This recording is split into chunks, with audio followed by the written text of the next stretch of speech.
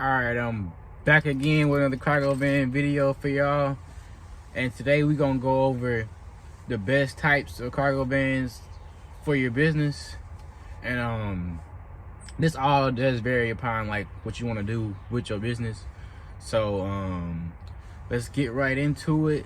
So I'm gonna start off with my van personally, and then I'm gonna kind of go into like the other options. But I do have a 2016 Ford Transit 250. So and I'll give y'all guys a look at it too, so you can see exactly what I'm talking about. But I got the Transit 250. She's it's a pretty good size. I mean, like I said, this is like, I'd say one of the biggest options you can go with for the cargo van. But you can also get the high roof. Also, there's a 250 high roof, and the high roof, because this is a medium roof. But and that's my contract magnet on there too. Because I know a guy was asking me in the video why don't I have my own LLC magnet on there. But that's the reason why, because the contract that I'm with, they do have their own magnets. And like I said, I mean, I could get my own if I wanted to just put it on there for purposes of whenever I'm doing my own side customer work. But when I'm doing my contracts, I have to have theirs on there. But so yeah, let's get into it. But my van, it's, I say in the inside, it's probably got in length right around like 110, no, I say 105 inches in length of space, and I got about like 40, I say about 48 inches in width, and then around like about, I say about 52 inches in height. So it's a pretty good, it's pretty spacious. I can get like a full sofa in here and another sofa on top of that. So with this van, like if you want to go with, like I say like this is a good option for me, because I'm basically doing the moving jobs also. So like I'm helping people move their, move houses, move studio apartments and things like that. So like if you want to get into also, doing side work with moving on top of like your contracts, this is a good option, because you can fit a good majority of stuff in here. Like I've moved the whole 1-bedroom studio apartment with this one van before, like we've moved everything.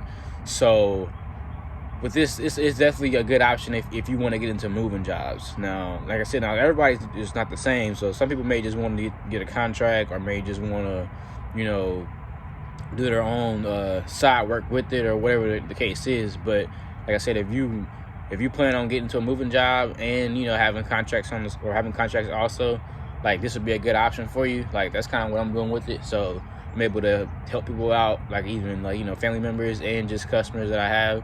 I do moving jobs for both, and like I said, that helps out a lot, because you can make a lot of side cash with those moving jobs, because they pay pretty well, and you're also able to hire somebody to help you, a helper, or maybe multiple helpers to help you, and then you kind of go from there. So that's the route I've been taking with it, and it's been working for me pretty good. But so let's get into like the other vans. So another option is the Ford Connect. Like I'm not sure if you guys, it's a Transit Connect also, but it's a real smaller version of the Transit. It's a smaller one, so like it can't hold as close as much space as this one can. But if you get into a courier contract where you're just moving packages, because like there's a few guys that that have contracts where I'm at that have those Transit Connects, and they love it because it's better on gas. Because this van also, back to my van, like this van's a V6, so it's pretty good on gas also. It's not bad. But that Ford Transit Connect, I'm pretty sure it's a lot better on gas, because it's a lot smaller. But yeah, so with those Transit Connects, you can do the moving, you can do the courier jobs, and like basically deliver packages with those, and just fill your van up, and then just go deliver. And then with those ones, you can't fit as many packages on the van, but you can do double routes a lot faster. So if they give you like, let's say 50 packages and that's your max, you could take and do those 50 packages probably within like 2 or 3 hours, and then you can come back, grab a second load for 50 more packages, and you'll get a double load, and then you'll get paid a double flat rate. So they still end up making pretty good money even with the smaller vehicle, you know, because me, like, I can get a whole 100, probably 110 packages in here, and it'll take me just about 5 to 6 hours to get all that delivered. And then once that's done, I can't come back for a double load, a second load for that day, because at that point I've already kind of maxed out for like my time frame that I'm available. I don't want to be out there driving all day like that. But so that's why I say, like, even with the smaller vehicles, if you got or a smaller van, you can still make some good money doing a courier contract. So, and then with those also, like I said, I'm pretty sure they're better on gas. So, like, you probably would spend a lot less money on gas having to drive around. But like I said, now if you were doing those and you try to get into doing moving jobs and, you know, things like that, that wouldn't be a good option, because you really can't fit much in there, and you have to be just moving boxes, and, you know, small boxes at that. So that's why I say it's all about like what you're going into and what's your main goal with your van. But another good option that I see a lot is the Roadmaster. I believe that's it's a Dodge Roadmaster, a Ram Roadmaster. I think it's Roadmaster or ProMaster. I can't remember the exact name. But that one it's a good option too. It's you could definitely use it for moving jobs, and it's definitely like I said, it's definitely one that I see a lot on the road. Like, that's kind of like my second to third common one I see on the road, and it's definitely a good option for a van. So I don't know exactly the exact details on it, because I don't have that van, but I see it a lot on the road, so I'd imagine it's a good van. And another option you could go with is there's a Mercedes-Benz Sprinter you can also go with, and that one I think is a little more costly. But with that Sprinter, I want to say it's a passenger van. So like with that one, it's like you're basically, if you get that and you want to get a contract, basically, like, you know, helping people get to point A to point B, because there are contracts like that where you can basically get a contract, and let's say if you're helping you know, retired folks or people that just can't drive, you're helping them get to, you know, let's say if they need help to get dropped off at, you know, different places on their schedule that they can't get to, they'll pay you to go pick them up from their house and take them to maybe could be to like the let's just say like to the bank or something, like whatever they have it set up to where, like, if you're having to just go pick them up, take them there, or it could be like somewhere out of town. I mean, you never really know with those contracts, but you could do one like that where you're just transporting people, and those ones also pay pretty good money, like just transporting passengers around. And that's another contract option that you can go with if you don't feel like having to get out and, you know, move packages around and deliver packages.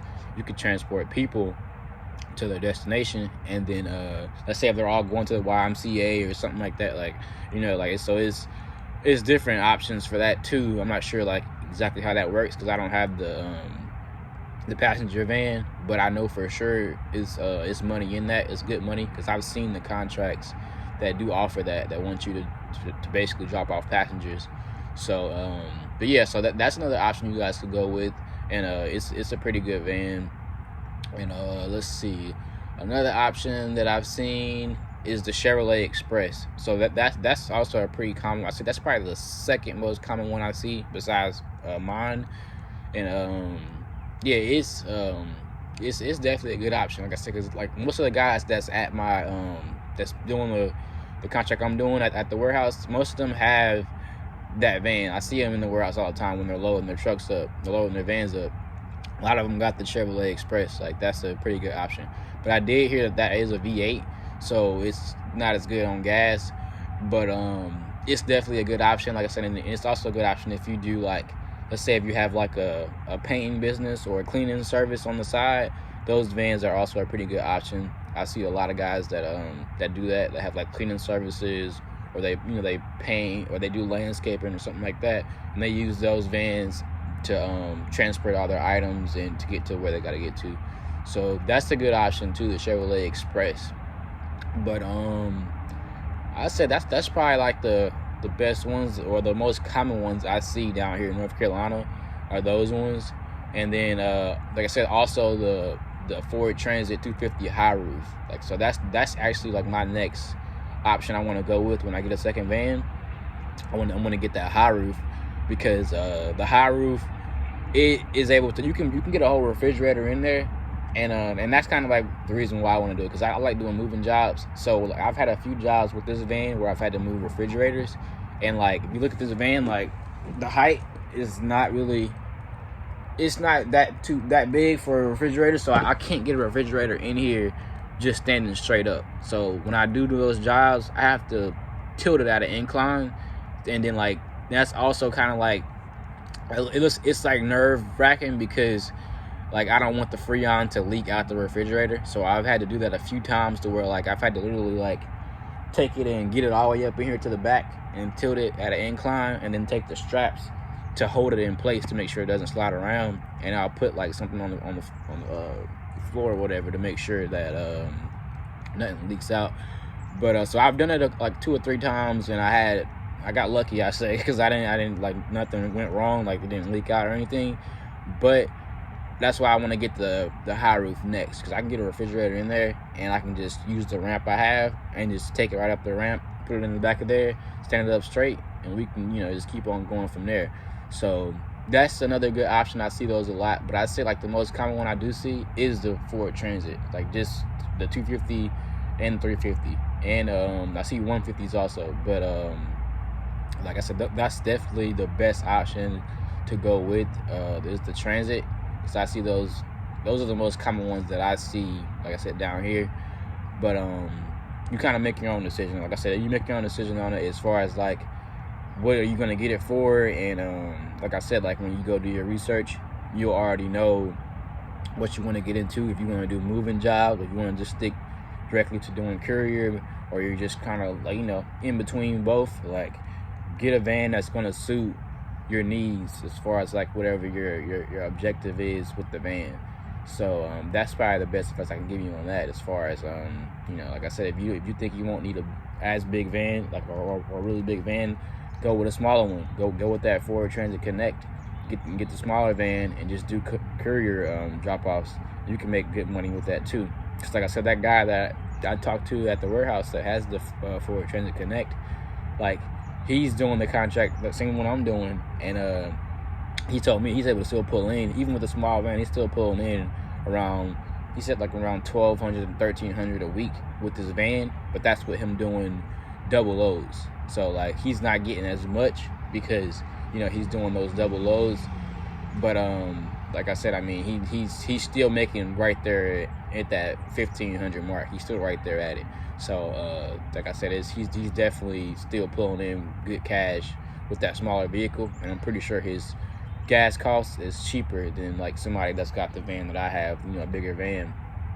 So the smaller one is not a bad option, like, and you can make money with it also. So don't think that just because you have a smaller vehicle, or you can't afford nothing but a smaller vehicle, that you won't make money, because you will. Like I said, it's all about your hustle. It's all about you dedicating yourself and just putting that time in, and like I said, looking for these contracts and just getting the right one that suits you, and then you kind of just go from there.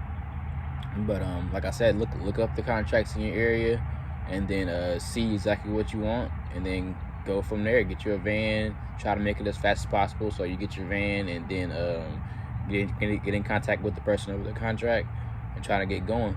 And then like I said, if you want to go into the load boards also, you can do that also. But I suggest getting those contracts, because that's what's going to be, it'll be more consistent. Like you don't have to scrap and fight for the money and trying to book these loads, and bidding, and trying to get undercut by other people. Like it's a whole long process with the trying to do these bids and booking these loads. Like it could be a little annoying.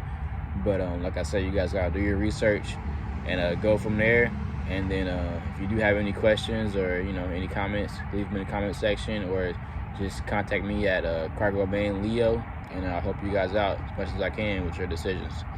So thank you, and you guys have a good one.